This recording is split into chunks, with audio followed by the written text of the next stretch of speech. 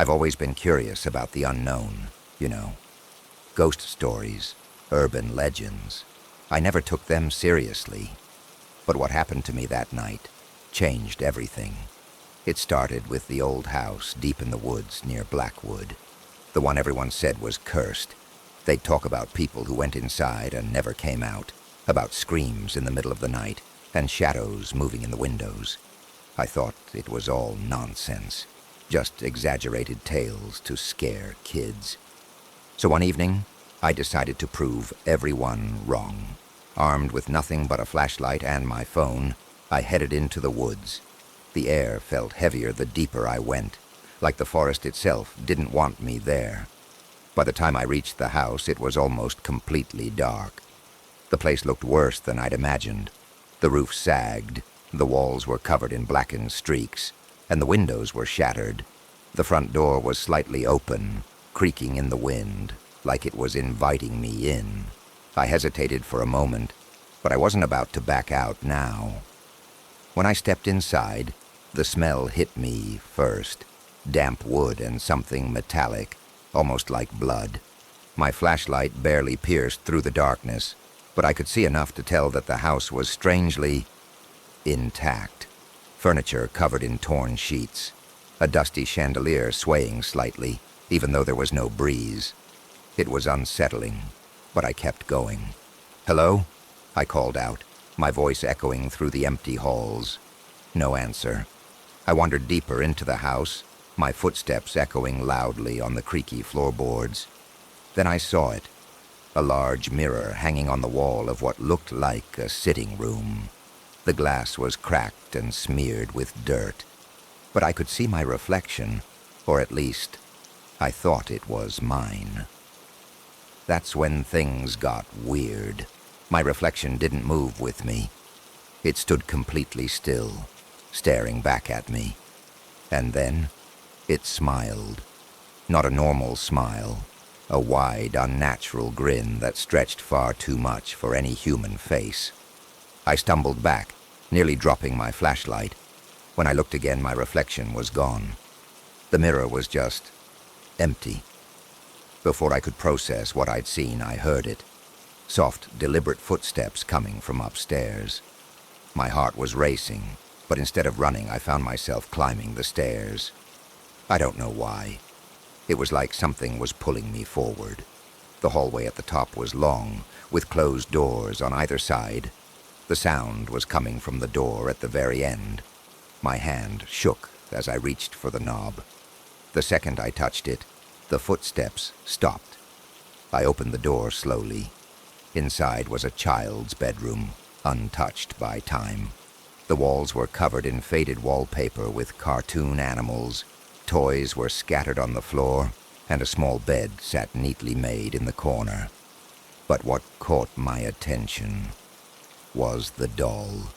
It was sitting upright in the middle of the room, staring right at me. Its face was porcelain, pale and cracked, with painted blue eyes that seemed far too real. Its mouth was sewn shut with thick black thread, and its hands, they were stained red. The door slammed shut behind me. I spun around, grabbing at the knob, but it wouldn't budge. Then I heard it, a soft, childlike whisper right in my ear.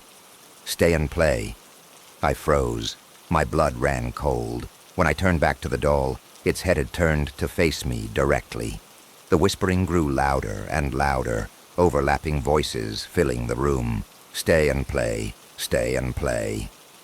I screamed, banging on the door, desperate to get out.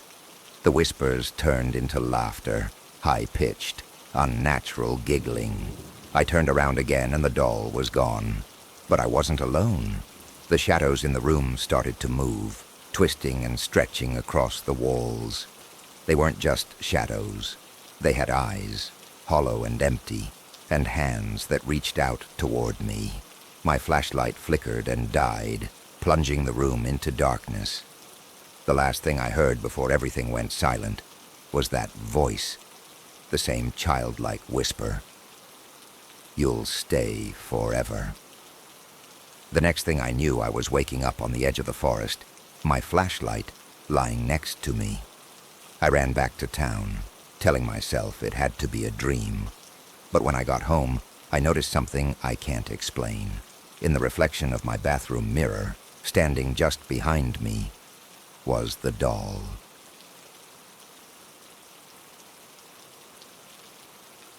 When I moved into my new apartment, I was thrilled. It was cheap, cozy, and surprisingly spacious for the price. The landlord had mentioned something about the attic being sealed off, but I didn't think much of it.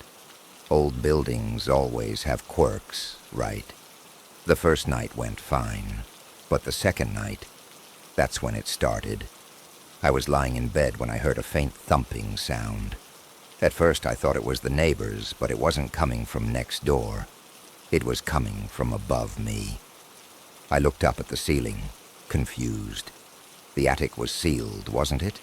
I told myself it was probably a bird or some animal trapped up there, but the noise didn't stop. It was slow and deliberate, like footsteps, pacing back and forth. The next morning I asked the landlord about it. He got this weird look on his face and said, "There's nothing up there, just leave it alone." That should have been my warning to move out, but I stayed. The sounds continued every night. Thump, thump, thump. Sometimes it would stop for hours, only to start again in the dead of night. One evening I couldn't take it anymore. I grabbed a flashlight and a crowbar and climbed up to the attic door. The paint was cracked, and the edges were sealed with layers of thick, old tape. It took me a while to pry it open, but when I did, the smell hit me. Rotting wood and something sour like spoiled meat. I climbed up slowly, my flashlight cutting through the thick dust. The attic was completely empty except for a single rocking chair in the middle of the room.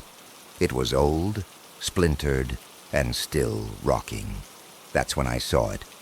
A small bundle of cloth in the corner. It looked like a child's blanket. My stomach churned as I approached it. The cloth was stained dark brown, and underneath it, there were bones. Tiny, brittle bones. I froze. My heart was pounding so loud I could barely hear anything else. But then I did hear something. A low, raspy whisper. "Why did you wake me?" The rocking chair stopped moving, and from the shadows I saw her. A little girl with hollow eyes and a face that was sunken and gray. Her head tilted unnaturally as she stepped toward me.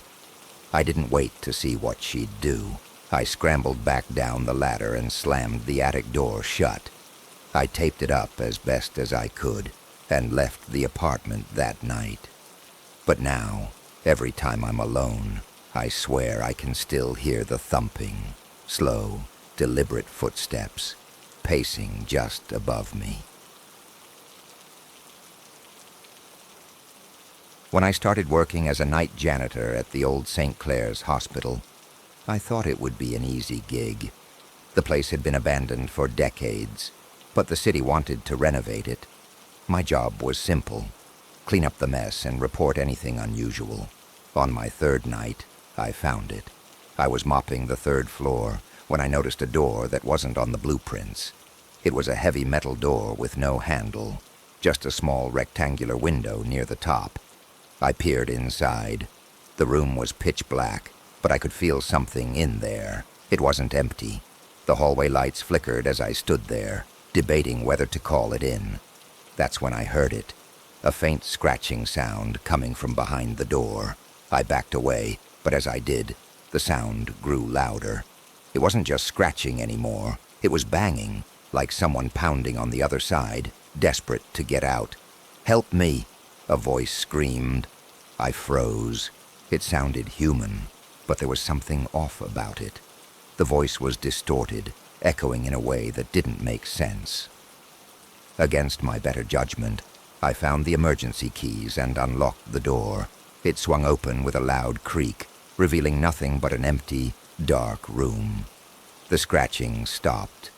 The banging stopped, but the air felt heavy, almost suffocating. I stepped inside. my flashlight barely illuminating the small space. The walls were covered in deep gouges, like someone had clawed at them over and over again. And then I saw the writing. It was scrawled all over the walls in what looked like dried blood. "Don't let it out." Before I could react, the door slammed shut behind me. The flashlight flickered and went out. I banged on the door, screaming for help, but the air grew colder, and then I felt it, something breathing behind me. A low growl filled the room, and I turned, barely able to see two glowing eyes staring at me from the darkness. I don't know how I got out. One moment, I was in that room, and the next I was outside the hospital, gasping for air. I quit that job the next day, but sometimes, late at night, I still hear the banging, and I wonder, did I let it out? When I was a kid, my family lived in a house on the edge of a thick forest. My parents always told me to stay out of the woods after dark, but they never explained why. It wasn't until I was older that I understood. One evening, I was playing outside as the sun dipped below the horizon. The air grew colder, and the shadows stretched long and dark across the yard. That's when I saw it, movement in the woods. At first I thought it was a deer, but as I squinted into the growing darkness, I realized it was standing too tall, too human. A figure stood just at the edge of the trees, its body unnaturally thin and pale, with long bony arms that hung at its sides. Its face, or what I assumed was its face, was featureless, except for two glowing yellow eyes that seemed to pierce right through me. I froze, unable to look away. The figure didn't move, but I felt it watching me, its gaze heavy and suffocating. Suddenly my mother's voice rang out from the porch. "Get inside, now." I ran to the house, not daring to look back. My mother slammed the door shut and locked it, her face pale and tense. "What was that?" I asked, but she wouldn't answer. Instead, she drew the curtains and told me to stay away from the windows. That night I couldn't sleep. I kept replaying the image of the figure in my head, those glowing eyes haunting me. Sometime after midnight, I heard a tapping sound on my bedroom window.